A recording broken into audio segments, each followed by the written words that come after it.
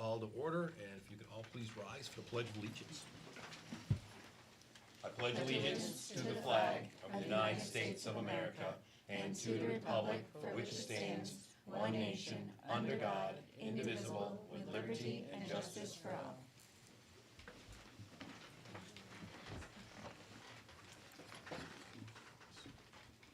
Whatever you want. All right, so roll call. Doreen Whitmer. Brandy Pelletier, Eunice Landry. Eliza Trolley, Jason Henry. Tim Broderick. Heidi Duford, Howie Dwelly. Matt Jazokis. Right. Next up is the agenda review. I make a motion to accept the agenda as presented. second. Any discussion? Do we have to add anything, subtract anything? Are we gonna get a busing update from somebody? My Okay. report. Yep. All right. All right, seeing none, hearing none. All in favor? Aye. Okay, next up is the August 20th, 2025 public meeting minutes. I make a motion to accept the minutes of August 20th, 2025. Second. Any discussion, changes? Seeing none, hearing none. All in favor? Aye. Non-public. I make a motion to accept the non-public meeting minutes of August 20th, 2025. Second. Any discussion? Concerns? Seeing none, hearing none. All in favor? Aye. Next to public input, let me just ask this, how many people are here for busing? Okay. So why don't I let the superintendent talk about where we're at with busing first, and then I'll open up public input, because he's gonna talk about it anyway, so that way we can, we might as well just start with that. So board members who heard some of this last night, forgive me, I'm gonna repeat things because I assume we could have a different audience tonight. So I've sent one public message out to parents and guardians at Barnstead Elementary School about a week ago, another one to high school parents and guardians yesterday. And I think everyone knows what the issues are. My problem and my approach with the vendor, with First Student, has been the communication issue. They have a labor shortage, but they also have a number of drivers in training, ready to start in the next couple of weeks. So the labor problem, they assure me, is going to be solved. But that leaves the communication problem, which is the bigger problem. So last week, I met with their management team and dictated some communication protocols for us to require of them that I shared with the community in an email or a push notification that went out. We've been monitoring, the assistant superintendent and myself, whether or not those things are happening. Today, I am waiting for a response, but I think those things didn't happen to the extent that I'm requiring of them, and that's a problem.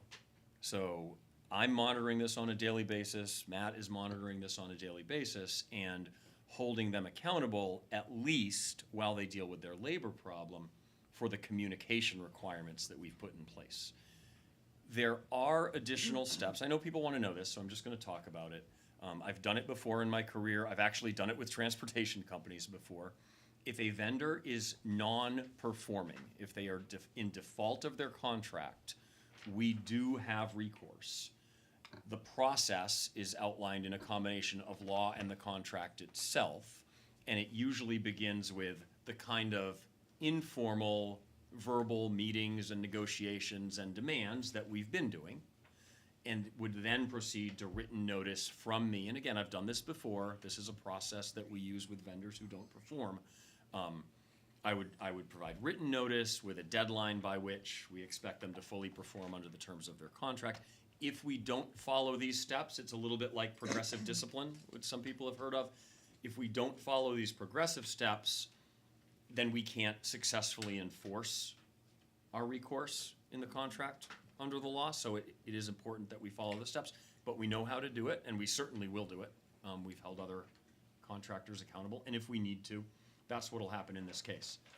But again, right now, communication is the biggest issue. Anytime a bus is either combined, which is a route is combined because somebody's absent that day, a driver's not available, that's going to impact it being on time.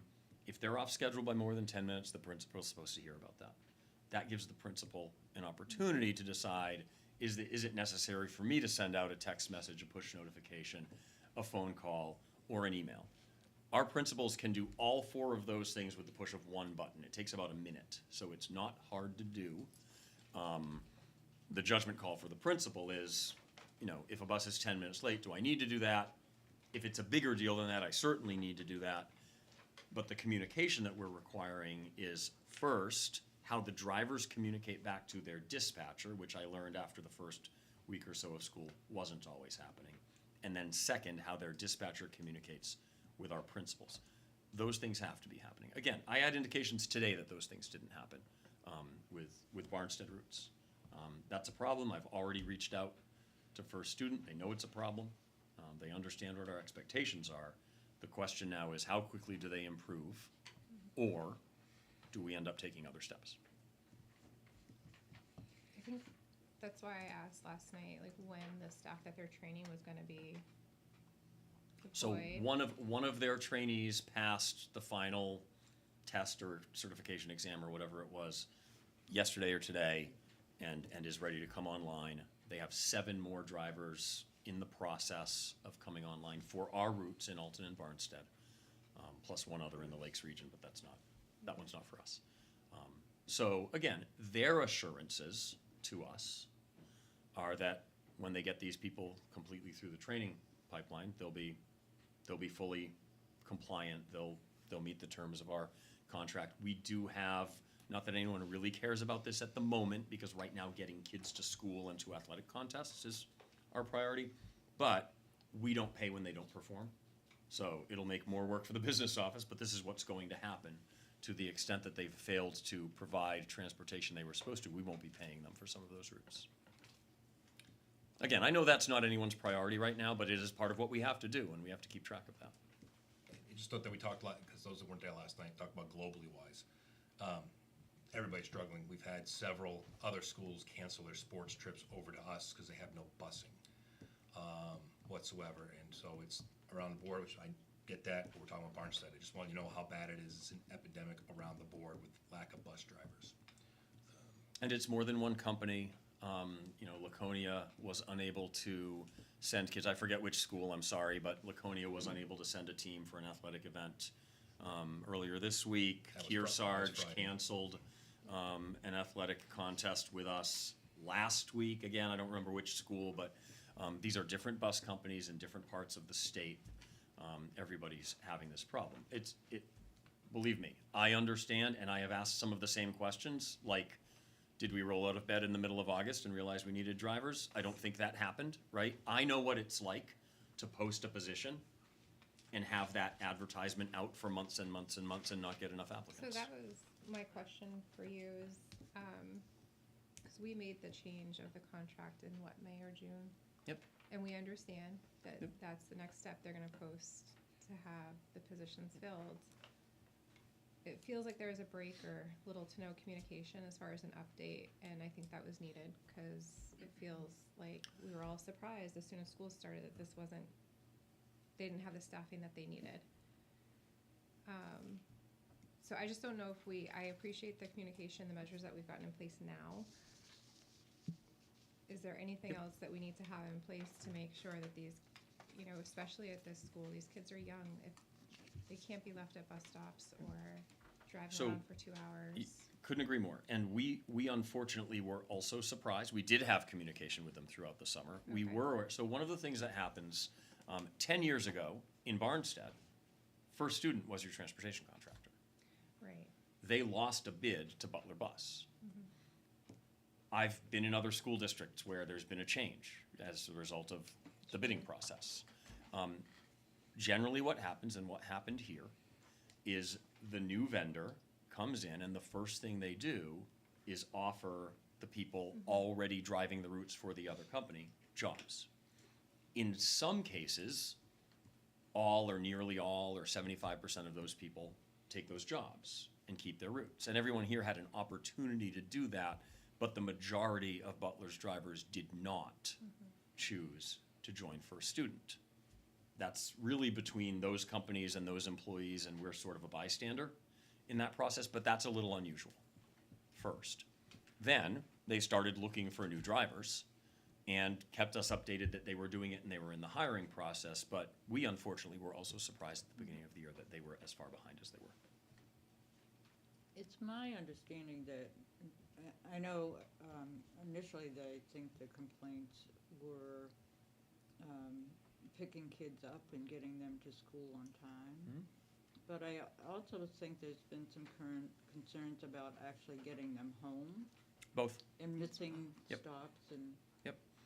So because they don't have, so they're using substitute drivers, meaning these are not the people who are going to be our permanent route drivers. That's what the new employees are coming in to become. So the folks they have driving here the first week of school had driven buses before and were properly licensed to drive buses, but had not driven Barnstead's routes, didn't know the town, the school, the families, didn't know their way around. And they're not staying. And I think they had different substitutes coming for different routes at different times. So even as someone might drive one of the routes 2 days in a row, that person might not be here the third day. It might have been somebody new again, which is really unfortunate. It's happening mornings and afternoons. And now one of the issues that they're having is some of these folks call in sick. They actually had one of their staff resigned last week. So one of the people they did have here decided, I'm not doing this anymore. And they're doubling up. If they don't have enough people to drive 8 routes or 9 routes or whatever's necessary, they're then taking one of those, either combining it with another one or splitting it and combining it with 2 others. However, and this is really important, this is what they are supposed to be communicating to our principals. Our principals are supposed to be able to tell families this is what's happening. So if this afternoon, one color route, because we use colors here, right, in Barnstead, one color route was combined with 1 or 2 other color routes. Our principal is supposed to have an opportunity to send a message out to families saying, this is what's happening this afternoon. If we're not getting that opportunity, then First Student's not performing. That's a basic expectation that we have right now. Okay, thank you. Anything else from the? I know that nothing I'm saying is making this better. Believe me, I understand that. Sorry, I just have one more question. So, Yeah. what is the timeline for us to give them the opportunity to start to perform? When do we say we're done with this contract, and what are our options if it comes to that? Because I feel like this is something that needs to be fixed yesterday. So, do you have an idea? So I know we won't get it done by yesterday, No, but I know, but I think that given the information they've provided about drivers in the training pipeline, coming in to start,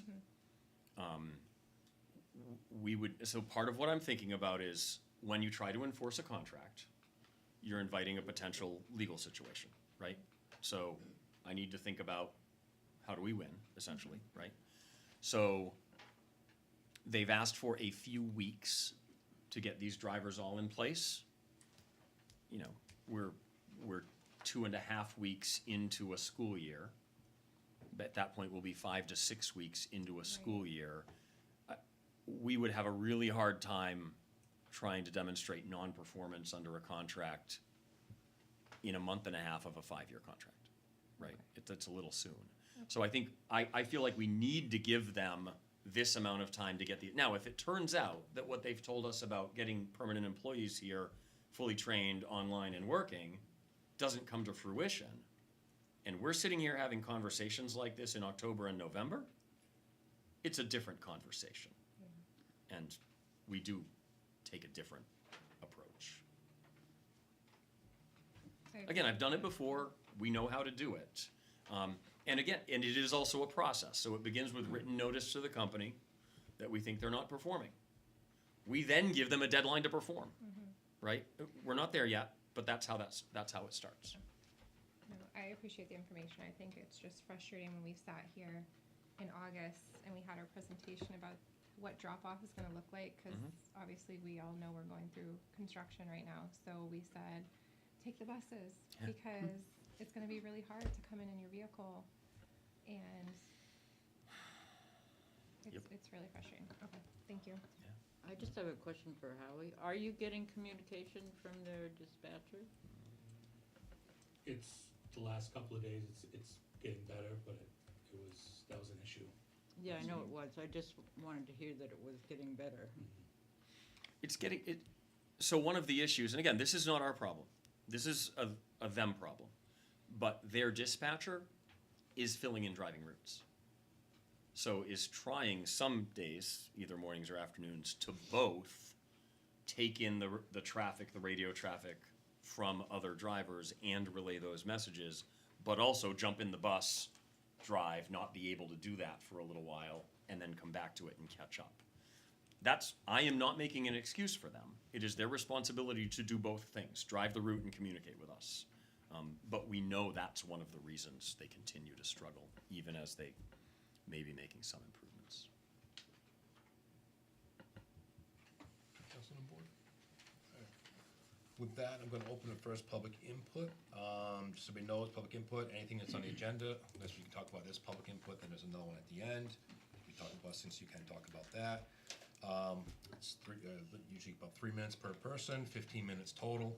So just, again, we're not gonna be beholden to that right there, but please be cognizant of time. Just step to the mic and state your name and where you're from, and we'll go from there. I'll go first. Did this last night, so. Diana Black, Barnstead. I'm gonna talk about buses, I'm gonna talk about transportation, and I'm definitely gonna talk about pickups. The pickup, you were right. And I thank you for telling me that you guys actually talked about taking the buses instead of picking them up. I have always made my 2 girls walkers because the pickup line is atrocious. You can't do that this year. I messaged you. Thank you for responding. My patience is gone, though. When I put my child as a walker, because you can still do that on Pickup Patrol, I want them to be a walker. Granted, my daughter is 10, so I will have her walk to the end of Maple Street and pick her up there, because I do not want to handle this mess anymore. It's a nightmare. Nightmare to the point where I leave my house at 7:15 in the morning. I drop Elodie off first. Again, that's my daughter's name. Everybody knows her. I don't care. I literally have to go to high school now and drop off Lorelei. 7:15 at my house. It takes 7 minutes doing the speed limit, below the speed limit, to get Elodie here. It takes 19 and a half minutes to get Lorelei to the high school. The first week of school, Lorelei was 15 minutes late almost every day. Not sure why it takes over an hour to drop one kid off to drop the second kid off. Unacceptable. Let's talk about the buses. Let's use them. Good idea. That means my 10-year-old is now on a bus for 10 hours a day. And granted, she's 10, she can handle it. She's also very mature, thanks to our parenting. Not all kids are that way. I can't tell you how many of you work 10 hours a day, but we're telling elementary school kids, younger than 10, that 10 hours is okay for school? You're out of your mind.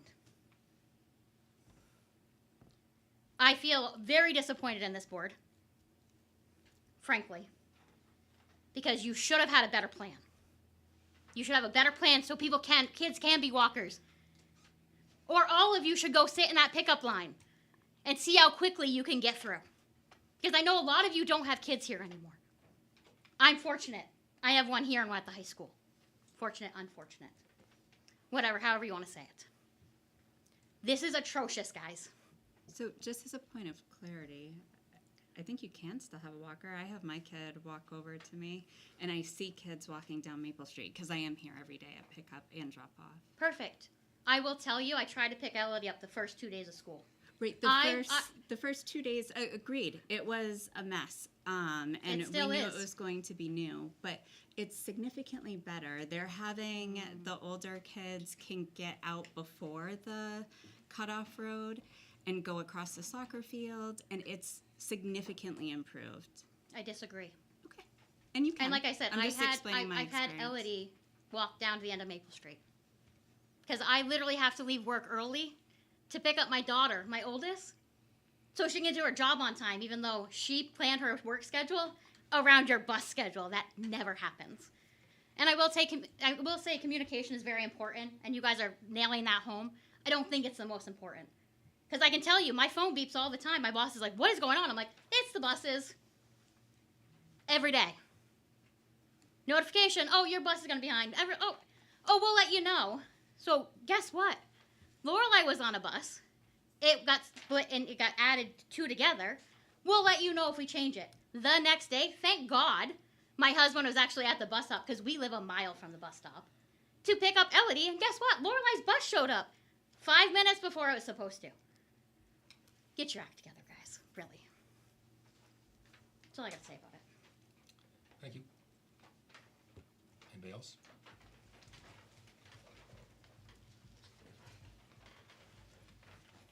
So name where we're from, Dr. Ian Harmon. I live in Barnstead.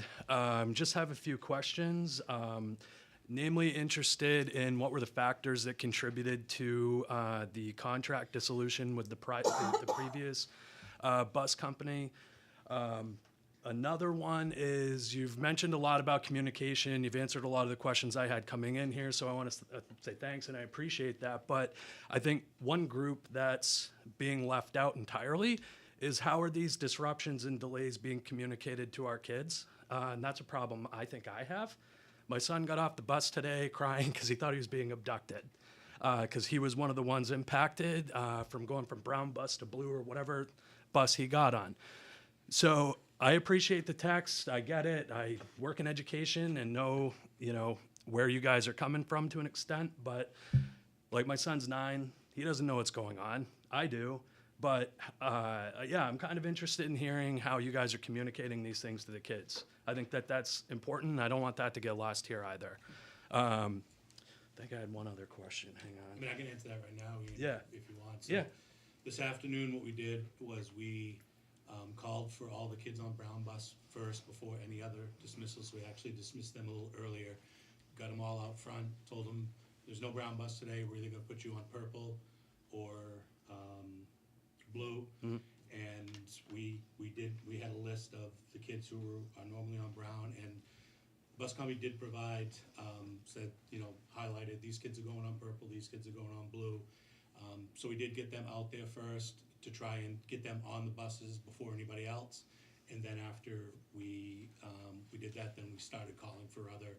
So we made sure that they were kind of taken care of first because Sure. they were the ones that were, displaced. Sure. Really. And, it's when you have 450 kids coming out of the building at the same time, things can be pretty chaotic. So that's why we wanted to, bring them out first in a smaller group and then make sure that they were taken care of first. So that's what happened today. Sure. Yeah, I appreciate that. I think, it's fine if we're going to communicate with parents and that sort of thing, but especially for the younger kids that don't really know what's going on, the displacement and disruptions can kind of be tough sometimes. So, yeah, I appreciate that. The other question I think I had was, are these buses? I know the last company had videos, cameras, audio, all that stuff. Are those, or is that happening with this bus company too? How frequently are those videos reviewed, or is it just when issues arise? When issues arise, our principal, or really any of us could, but it would be the principal generally, can request footage from the company. They have to, under their contract, provide it. They're also, I didn't mention this, but I think it's called First View. First Student has an app with GPS tracking that they use. It wasn't in their contract. We didn't have this with Butler either, but one of the things they agreed to a week or so ago when I was meeting with them is to implement that, put GPS trackers in all of our buses, and release First View to our parents. They've got other fish to fry first, but sometime this fall, we're gonna get that out, which will allow you to see where the bus is in real time. Sure. And then if I have time for one more, I understand hiring issues. I've experienced that myself. It's hard to get qualified people, but if this contract started in May, let's say, and school starts at in the beginning of September, at what point were you all aware that this was a problem? Because I'd like to think it wouldn't have been August. So were there status updates throughout the summer? Like, can you talk a little bit about what that dialogue was? It's up to you. I mean, just what I mean, there's nothing to hide here. What I already said, that we knew that many of the Butler drivers had chosen not to go to work for First Student. First Student's a really big company, so generally they can move drivers around regionally. They have a dispatch center, I think, in the Shaker Regional Belmont area, and they have other drivers. So in the past, by the way, we've been using First Student for years in Alton. Really never had an issue. And what they've been able to do is move drivers around from other locations.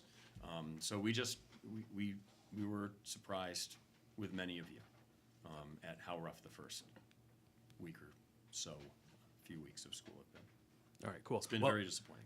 Yeah, for sure. Well, I appreciate the time, and the last thing I'll say is, like, let's just not forget about making sure the kids know what's going on. I think that that's hypercritical. Thank you. That's a good point. Yeah, And the very reason why I good asked the superintendent if he wanted to say anything, because normally public input, we don't engage. Oh, okay. But this is a global problem that we're all experiencing together, so I think it's important if we have some information we can relay. Thanks. Yeah. Is there others that'd like to come to the mic? Sure, come on up. Just state your name and where you're from. Kate Card, I live in Barnstead, and I had a question about communication as well. So we're all at the same bus stop, and sometimes when things arise, there's plenty of other kids there too. What we do is we say, call your grown-up if you don't have one available, and we're gonna split you guys up between high school and elementary school and get you there. Sometimes the buses will come back for the kids, like this morning on the high school route, multiple stops were skipped.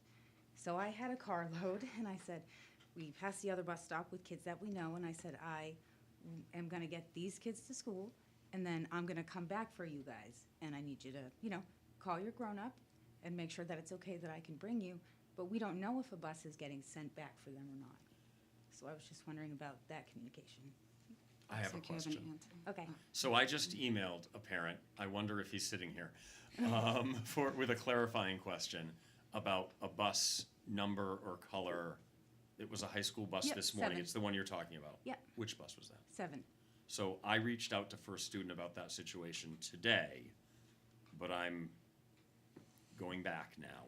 Okay. Thank yeah. you. It was because it's. Did you receive, sorry, Oh, go ahead. did you receive anything from Principal Latshaw at the high school? No. Informing you that was happening? No. Okay, thank you. So the reason I'm asking, full transparency, I've set expectations for First Student, right? So a driver doesn't just decide, I'm gonna skip stops.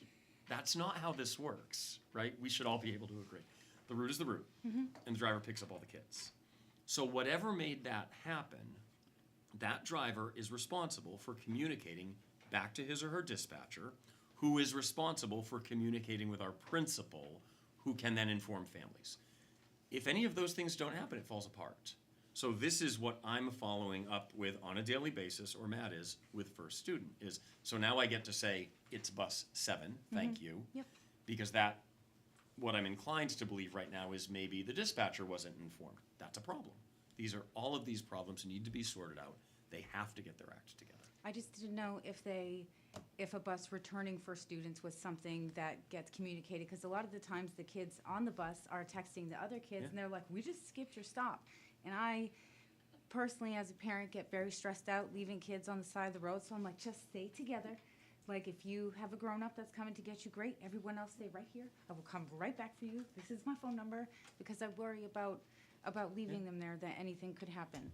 And thank you for doing that, but yes, the bus company has to tell us everything Okay. about what's happening, so that we can share that information, or the appropriate information, with families.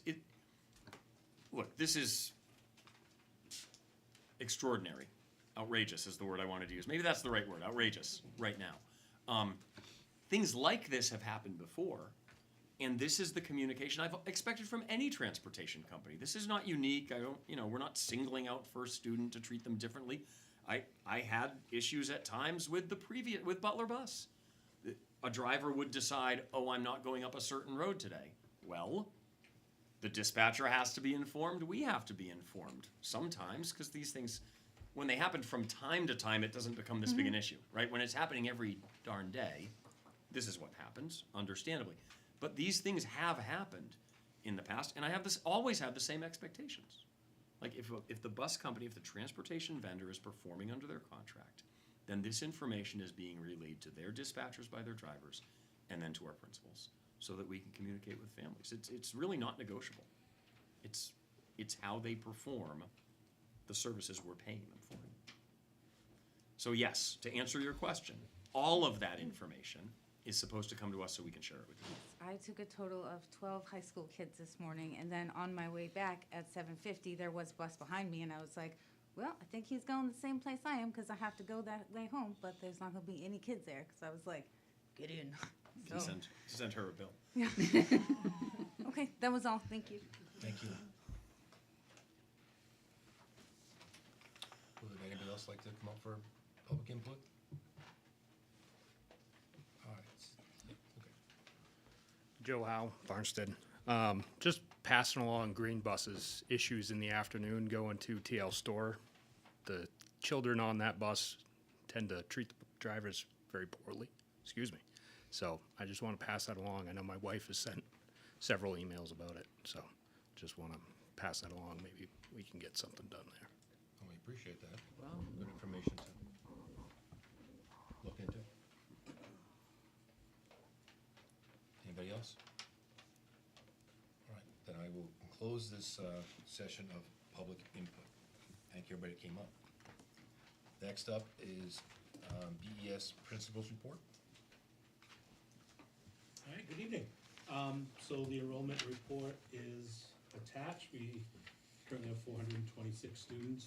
I also included, I know Eunice, yeah, yeah, thank was you. asked for the breakdown of where we were, because we did see a significant drop off from where we finished in June to where we started up in September. So included both cohort and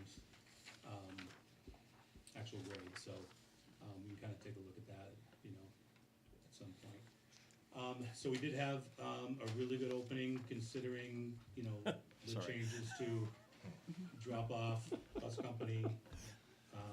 I'm not the only one, right? Sorry, that was out loud, but Yeah, it's very frustrating. We're still working on trying to get the kids into the building a little bit sooner. Drop off is not as quick as we like. We're trying to figure out how we can, you know, are there any other tweaks that we have to make to, and like Mr. Olay said, we did this week, you know, we're letting the older kids, if they wanna get out and go across the soccer field, that way so many, you know, not so many people are waiting in the line themselves. That seemed to have expedited situations a little bit better. So we're almost to the point where we need to be. We need to maybe pick up another 5 to 7 minutes. And I think we'll get there. Open house, we had a great turnout. We had great participation from our community partners again. Construction update, there have been no issues. We meet with Milestone Construction every other week to go over updates and anything, and they've been absolutely fabulous to work with. Anything that I've ever, you know, needed or asked them to do, it's usually done that day. You know, the only issue right now is the distance from the building, the route the kids have to take to the actual playground. It just takes longer than it has in the past, because, you know, there are less egresses. I mean, our K2 kids used to go up the doors right in the back of their classroom and they're in the playground. You know, now they've kind of got to go up the old lobby, in front of the parked cars, sweep a pathway, and then over the playground. So, but those are things we can't control. I mean, we're getting a $25 million building, so we're gonna have to, you know, work through some of these issues, and we'll make tweaks as we go along, but these are just some of the things that you deal with when you're under construction. Benchmarking, we've started our Dibbles benchmarking, and then we'll be taking our STAR testing the week of 9/22. And the only other thing that I have is I need the board to approve the EOP. There were very few changes. The only changes that were made to it from last year were some egress, because they're just not accessible now because of construction, so. It's on the agenda for non-public. Okay. And so, since there's an audience here, we don't always get that, so people understand, schools' emergency operation plans need to be updated and approved by school boards annually and then submitted to the State Department of Homeland Security and Emergency Management. That's done in non-public, because the emergency operations plan includes, maps and strategies and protocols we will employ in the event of an emergency, that we are not required by law to share with people who might be perpetrators of those emergencies, essentially. Anybody have questions of the principal? The only thing I would say, so at the drop-off, sometimes there's parents that seem like they need to have communications with like a para or somebody else out there, and it comes to like a screeching halt.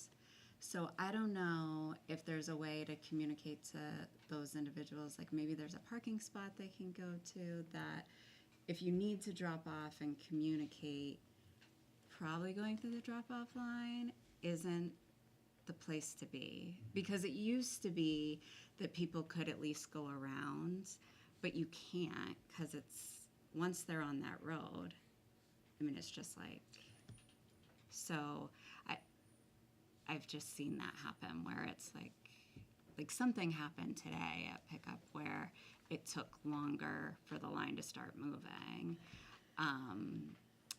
And again, my son walks over to me, so the past few days before that, it was like super quick. Like he comes over, the line starts moving, and I drive out, and I don't have to go down the access road. But today the line was just like standing still, and so I don't know. And I'm sure those people have like legitimate reasons why they have to get out of their car and like, but I don't know.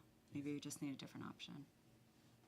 Yeah, we can put something on the newsletter, just reminding people if you need to have a communication, you know.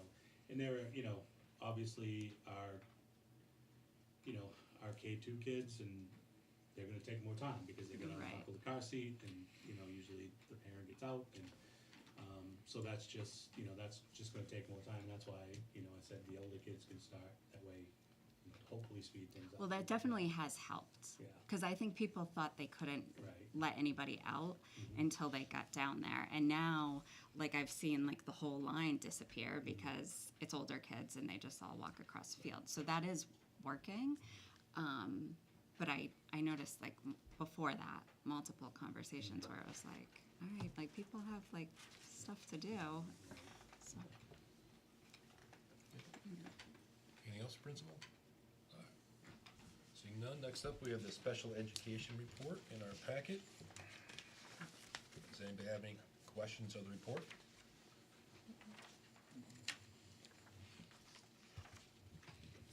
All right, then we'll move on from that.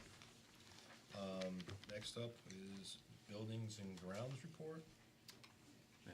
Yes. So Sean Esdott provided a brief written report.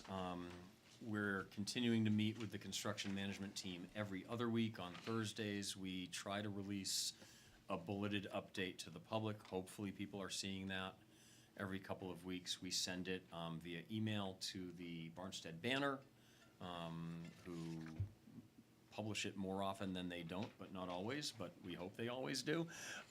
We send photos and a summary of what's going on right now. Most construction has moved outside of the building because the building is being used for school operations, obviously. The A wing and B wing rooms, 7 rooms that were being fully renovated are complete. They're done. New HVAC, new finishes, new floors, new lighting, everything. Doors and windows were done last summer as part of the same project. So that came in on time and within budget. The exterior construction right now is mostly concrete work, footings and foundation walls. That'll all get slabbed where the big addition is going over the next few months, and you'll begin to see steel structure going up between now and the new year. The first addition to the building, there are some smaller additions in the plan over on this end of the building. There's one in what's sort of a, you can't really call it a courtyard because it's not used for anything, but there's sort of a dead exterior space behind the kitchen and a wing. There are access doors to the boiler room and an electrical room there, and nothing else. That gets filled in. I'm talking about it because it's happening actually next. That gets filled in and enclosed, and that's important because it provides office space for our Title I and other intervention teachers and our speech and language pathologists, who, like a lot of the folks who work out of offices rather than classrooms in Barnstead over the last few decades, are working out of inadequate spaces, closets, and converted storage rooms and things like that. The old lobby is going to be temporarily about half walled off, so it'll still be there. Students and staff will still be able to move through, but it'll be narrower than it is now, and that's to provide a construction area that students and staff can't get into during the day, because construction on that addition is going to be happening starting around October 1st. We're relocating 3 staff members who are in offices in that area to other spaces. We've started working with them on how that's going to work. We can work it out. We are working it out. But by doing that, by letting Milestone and their subs have access to that space starting at the beginning of October, they think they can finish that addition and actually open those new office spaces for our staff by the beginning of January, which will provide really valuable relief in the building, because not only will those members of our staff have those new spaces to work out of, that'll free up other spaces which we can then use. Milestone is calling it swing space, to have other staff members move into temporarily as other renovations go on. We're not renovating classrooms, we're not displacing kids, we have no plans to do that, at least this school year, but some of our staff who work out of offices will be displaced, starting with 3 of them over the next couple of weeks, so that construction, that part of the construction project, can start the 1st of October. I just thought that was important to talk about, because those partition walls will be going up. This was in the last update we sent out, but I saw a head shake as I was talking about it, and maybe it didn't make it into the Barnstead banner, so I'm talking about it at greater length now.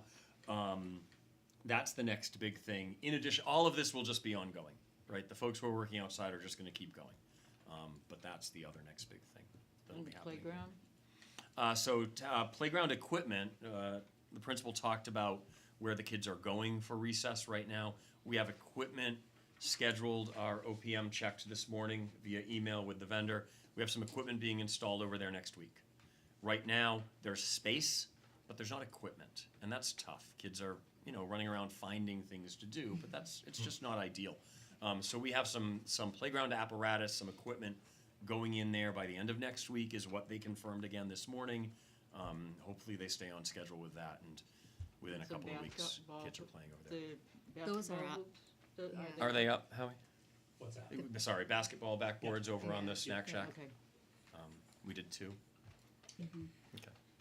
Unison, just so, for the school board, she sits on the construction meetings every couple of weeks, or is it every week, or is it every other week? It's every other week. Is there anything like that to? No, I Okay. think Tim did a good job, and his reports are excellent. But, they haven't always reached, Facebook from the banner, but They're better when they get published. they are. They're very helpful, so. I thought it was helpful that they put photos too, because sometimes Yeah. it's hard to understand the description. But Great. I just had a quick question regarding the younger students' playground space that's fenced off for the mornings, because I heard from another parent, it's obviously quite full in the mornings when you have all the grades out there. Is there an option to extend it, or we're just short on space? Or maybe it's not, there's a lot of kids in there, but it's working fine. I just wanted to ask your Yeah, opinion. there are a lot of kids. I think we're pretty close to the track as we are Right, right okay. now. But I can check to see if there's. I didn't walk over there, so I don't know if there's any leeway on either end of it. Yeah, I know it was pretty important to the K2 team that they have an area that's fenced off. Yes, So, I agree. So if it's yeah. non-negotiable, safety first, then hopefully they're doing okay. I just heard it was quite full. yeah. Thank you. All right. Moving on, financial reports in our packet.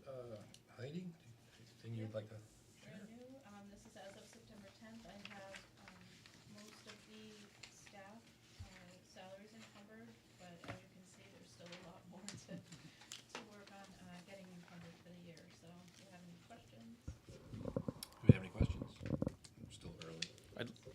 I'd like to point out, given some of the things that have been happening across the state and getting a lot of publicity, that the monthly expenditure report from our business administrator guarantees that this school district will not be the next one on the news having overspent its appropriation. These are simple, I mean, you need to know what you're doing. It requires some technical expertise. But this is our job. If we failed to do this for you, you should terminate us. This is our job. This should never happen. What's been happening in New Hampshire should never happen in a public school district. Agreed. Next up is a technology report, and that is also in our packet. So I do have a question, because it talks about Infinite Campus. When, and maybe I missed something, but when will the elementary school parents like have access to Infinite Campus? Yeah, so we've been working with, we had some glitches at the beginning with IC talking to us and us talking to IC and a variety of programs. We've also been doing some training throughout the summer with our faculty, or with our staff, to get them up to speed in terms of having all the courses in there and things of that nature, advisories. And so we've cleaned up all those glitches. We've been doing some training with teachers. We'll continue to do some training with teachers. We'll be sending stuff out to parents. Right now, we're not able to use like a QR code to get access to it. So right now, it's you reach out and say, I'd like to have IC access. They'll take your information, send you an email, and then through that email, you're able to set up your account. So we're trying to do both, because obviously having 400 and plus parents call and it's gonna take some time to do that. Like as a high school parent, I already have access. So is it just adding another child to that, or is it gonna look like two different platforms? I can find that out. The whole idea is so it's one platform, but I don't know that answer. Well, I will say, now that I have two in high school, that to me is what makes it so much better than Power School ever was. Because Power School, you'd have to like remember your kids, sign on, and like go out of one, go into another. And Infinite Campus, like I can see both children, you just click on their name and everything's there. Like and it sends you like, oh, your kid has a missing assignment. Like, so. Yeah, my wife's on it all the time. Yeah. I'll follow up with Matt and find out what that's gonna look like for us. Yeah, because I know, and I'm guessing there's a lot of elementary school parents that feel like a little blind, not having like Power School or Infinite Campus. And luckily my elementary kid's pretty on top of things, but my 9th grader, for instance, if I went a month without knowing what he was doing, we'd have a problem. So, yeah. Could you, either before next meeting or next meeting, can give us an update of what time frame will be the kickoff, so we can let parents know, or at least have a better idea? Absolutely. Should be done by your next meeting. Oh, that would be great. Just sooner than later. Just like the buses fix sooner than later. All right, so any more questions for the technology? All right, next up is, Matt, you're up. Yep. Just a few things. Howie talked about STAR testing. That'll start next week. Our kindergarten through 1 will do our early literacy assessment, and then grades 2 through 8 will do the math and ELA. And then we should have those results probably by the end of September, making sure we go through and make sure any kids that are absent, we can scoop them up before we do that. And once we have it, I'll meet with Howie, Aaron, our Dean of Students, and our interventionist to take a look at the data. We'll be sending the information home to parents so that they can access it as well. But it'll all give us an opportunity to be able to share that with our faculty and staff as well.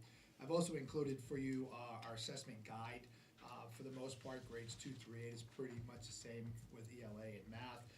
But with our kindergarten, 1st grade, with early literacy, depending on how they score, if they score pretty high, we like to move them over into the ELA and math, because it'll actually challenge them a little bit more and give us a better handle as to where their skill level does lie. Howie also mentioned Dibbles, which is something new this year. It focuses on our reading, and we've used Fontes and Pinnell in the past, but Dibbles really does a much better job in a quicker time frame, identifying clearly where students are struggling, if they're on grade level or not on grade level. That'll happen 3 times a year for those kids that are struggling. That also lines up with some of the interventions that we'll be doing. Those kids that are at or above will be assessed twice a year, just to kind of see where they are at the beginning and the end of the year. As you heard last night, the literacy committee will be back up and running again. Again, part of it is looking at our building system-wide knowledge of our science of reading.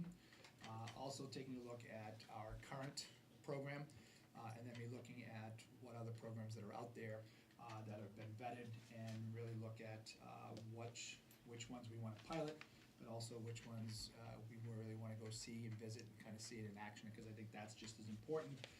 And as important as that is really getting feedback from our faculty as well as they take a look at it to get their opinions as well.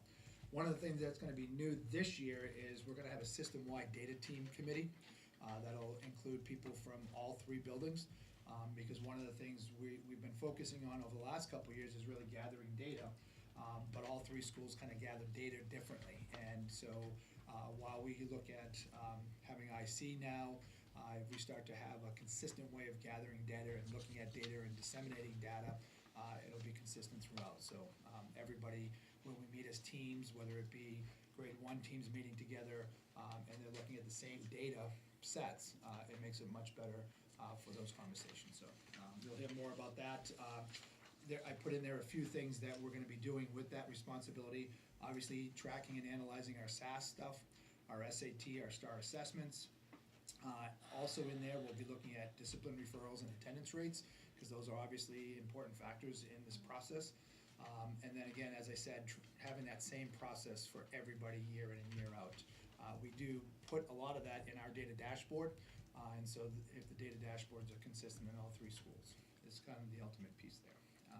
And lastly, that group would sit down and meet with our building administrators and our district leadership and talk about what supports, what trends we're seeing over time. So it'll be I think it'll be good for the system to have a data team, because again, we have different pockets of it, and being consistent will be important, especially if we can start using IC as part of the vehicle that we house it. So it's nice to have a bunch of people here today. Just so you know, when the superintendent was hired, one of the things we wanted was shared services and combining, because there's no reason why Barnstead shouldn't be matching exactly what Alton's doing, because they both go to the high school. So over the past couple of years, all this data, collecting data and those kinds of things, and putting these teams together, so that way the same children getting the same things when they get to high school. Because before there was some disparities in different places. And it was kind of noticeable, yeah, just leave it at that. And so I think it's been a huge leap of doing that data and working collaboratively with all the 3 schools together for our children to be on the same page. So I just want to throw out there so people understood that.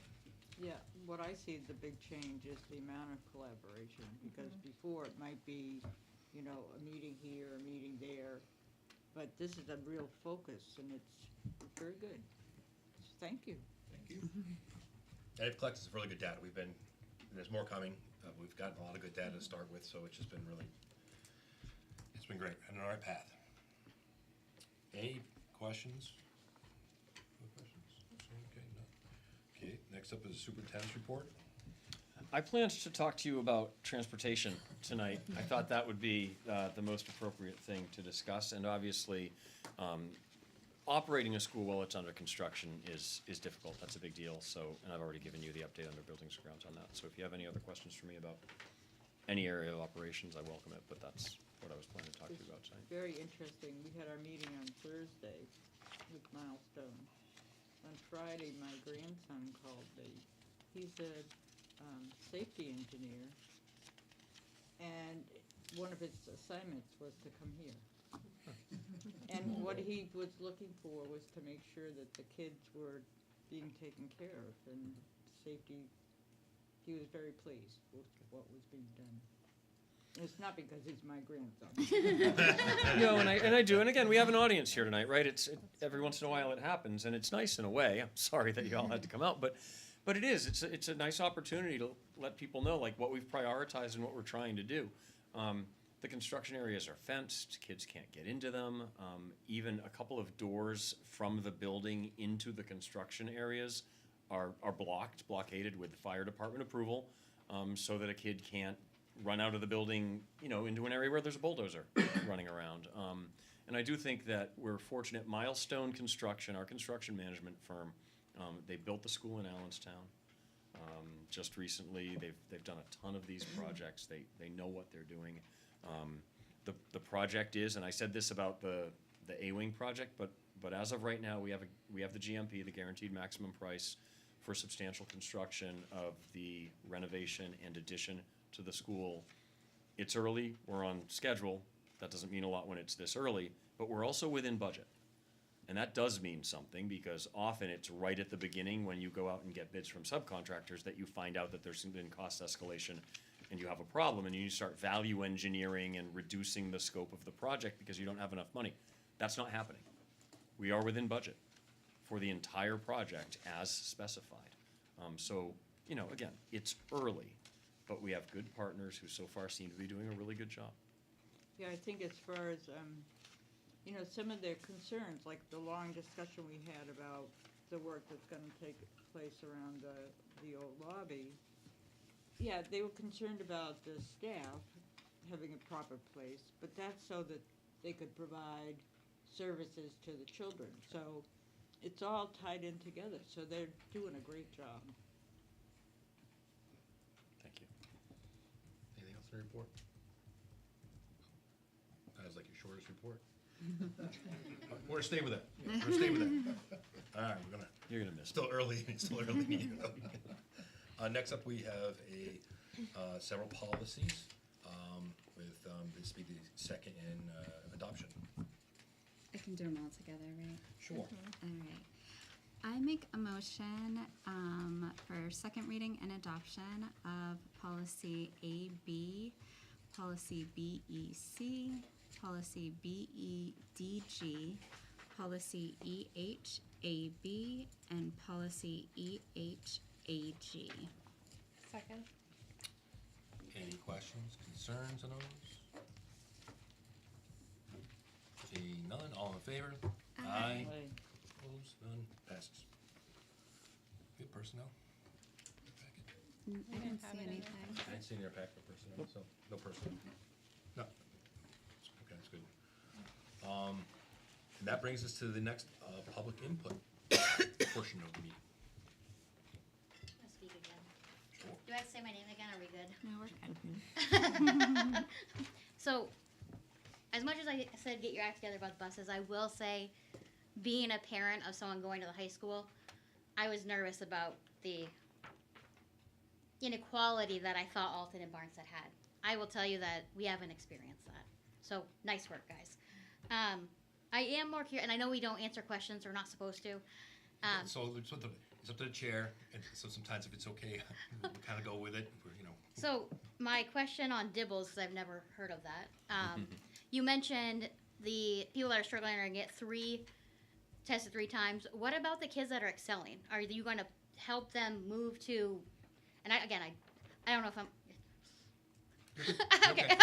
If you want to answer the question, I'm Yeah, yeah. absolutely. So Good the information. idea is that we don't want to over-assess, over-test kids. Right.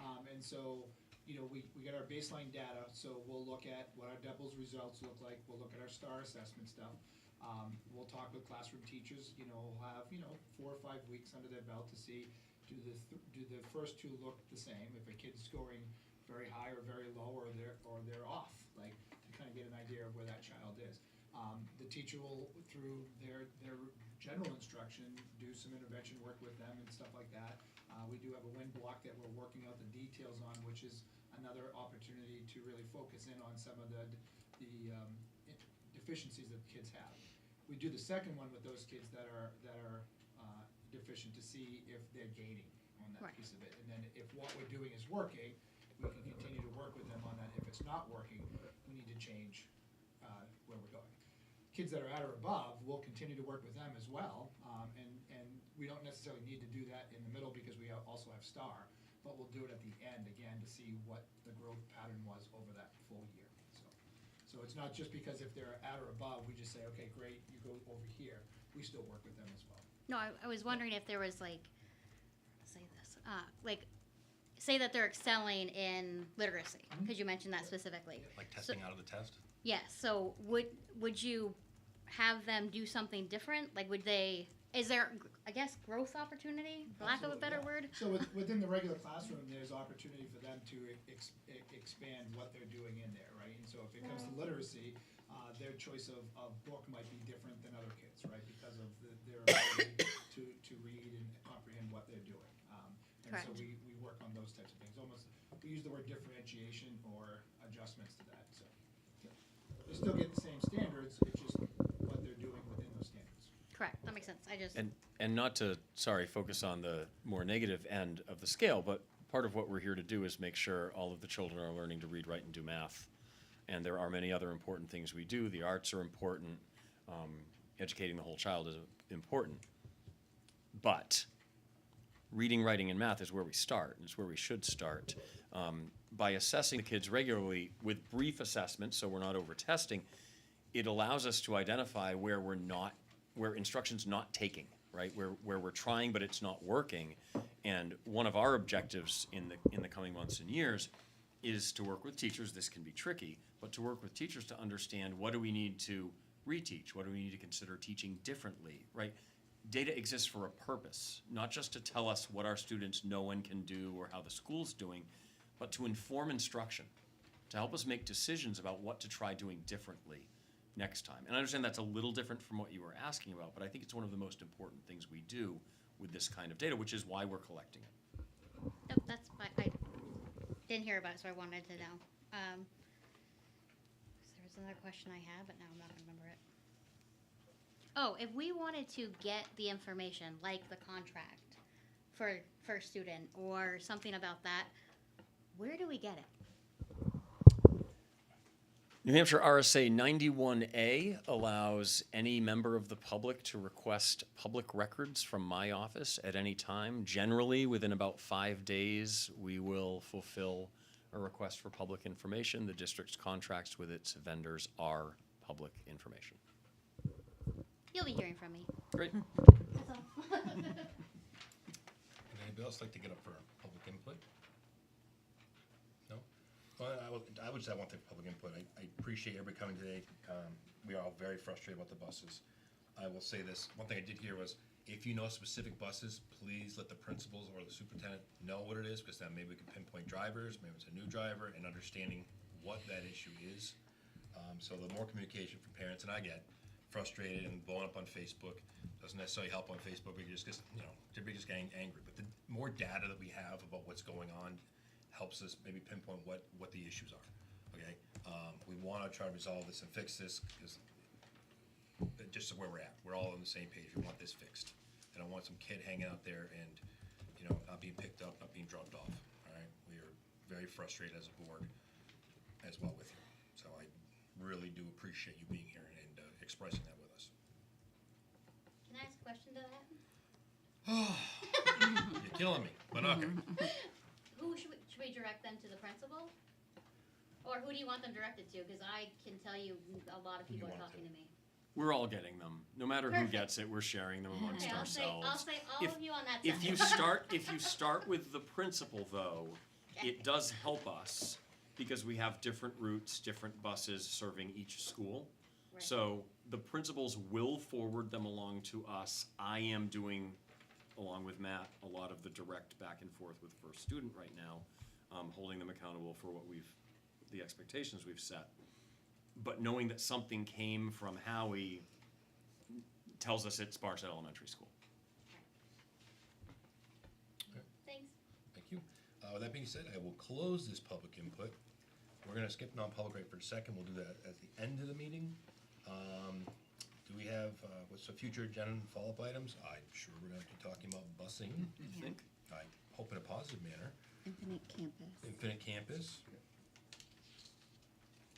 We'll definitely have another update on the buildings. Buildings. Howie, I would really love to see too, an update on athletics. We get to hear from the high school. I'd love to hear from our kids, Like how the athletics, season's drama, going. anything, those things, all the extracurriculars going on, if we could just have something. Yeah, we haven't had a lot to start yet, except for No. athletics, but yeah, when they get rolling. Yeah, well, just once a month, it'd be nice to hear what the kids are doing.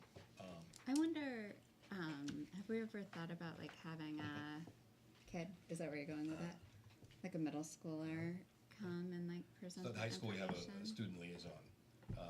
Usually, I don't know what they get picked, I don't know how it's chosen or anything else, but they get to come in and do a report of all things that are going on for the students. And then sometimes we get to also ask them their perspective on things, which I've always thought has been very enlightening when we have had to change things. But I too, I thought over the years, why couldn't you get an 8th grader that was, I don't know, who's, on student council or I was just FBLA? gonna say maybe like the junior NHS program. Yeah, like something along those lines. I some- have a you know. certain child who loves to talk, so he. Yeah, he does. he may He's a good want to- referee too. I like reffing with him. Just a thought. Then, because we carried it at the high school every year. So. And it's harder how much we get that because you need rides and everything else. These kids have. Well, that's what I'm thinking. I'm always here. And bring 'em. One thing I'd like to see happen is if we had better information out in the Bayside, or every time it comes out, it's Guilford, or, Oh, I don't even get it anymore. I don't get it anymore. You have to ask them to get it again. Oh, Every time it goes away, you got to call them and say, "I want my Baysider." oh. So some districts pay to play, and what I mean by that is they hire public relations firms to send an IV drip of news out to their local media outlets. We don't spend money on that and haven't. So it becomes a matter of writing press releases and that sort of thing. We've talked about having a high school journalism elective or something like that, where kids can do stories. When It I would was probably in- be focused on the high school, though, if we did that. Yeah, when I was in high school, I did that for the local newspaper. I'd have to go to the games and write Even like an a article. Oxford Pack or something would be, I wonder if there'd be interest in that. Might be. But with the new ed laws and half a credit of writing, we might be able to do a journalism Yeah. class that. Yeah. I bet there'd be some kids that would I'm sure actually we'd love enjoy to, that. would love to come to the 2 schools and watch some games and other things to write for the paper. I mean, it's The high definitely school good to have principal's a about credit. to start working on this. Yeah, that's a great idea. Good to have a credit, would be great. So, beautiful. I think we had enough follow-up stuff there. I'm sure there'll be more. Any other business to come before the board tonight? Nope. Next meeting date is October 15th, 2025. With that, I will take a motion to go into non-public. Make a motion to go into non-public under 91-A:3, 2 under A and C. second, Roll call? Yes. yes. Yes. You did the same thing. We are now currently in non-public. Thank you, everybody, for showing up. Thank you.